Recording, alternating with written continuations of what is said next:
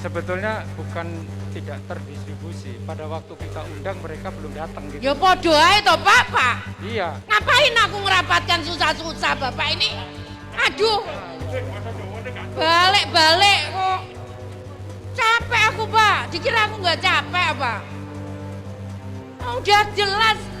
Aku ngomong hari ini. Kalau Bapak ngomong bisa kemarin mestinya sebelum aku datang. Diselesaikan.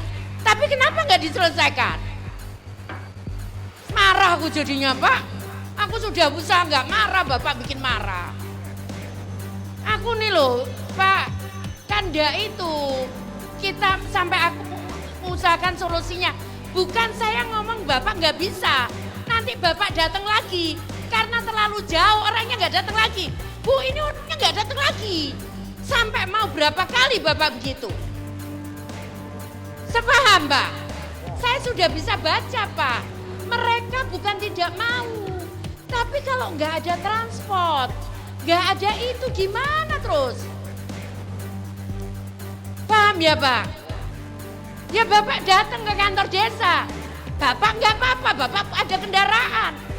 Tapi yang itu, udah nenek-nenek nggak ada kendaraan. Gimana mau datang 20 kilo Pak? Paham ya Pak? Udahlah Pak, nggak apa-apa. Ini bukan saya ngomong Bapak bukan tidak perform, bukan. Tapi ini kita cari solusi. Bahkan Pak, saya ngomong sama dia, jangan diblokir sampai 6 bulan. Jadi PM itu bisa ngambil per 6 bulan. Jadi tidak setiap bulan, kasihan dia. Paham Pak? Ya, kasihan kita kalau enggak nyelesaikan gimana? Nanti Bapak ngajakan ke sana lagi, orangnya nggak datang lagi, alasan ngomong saya. Orangnya nggak datang, padahal bagaimana mungkin dia bisa datang? Kaki saya aja kalau jalan 20 kilo juga susah Pak. Ya, ini udah lansia Pak, bayangin itu. Ya, paham ya Pak? Jadi udahlah Pak, ini demi masyarakat udah hilangkan ego itu. Makanya tadi aku ngomong, ayo kita hilangkan ego.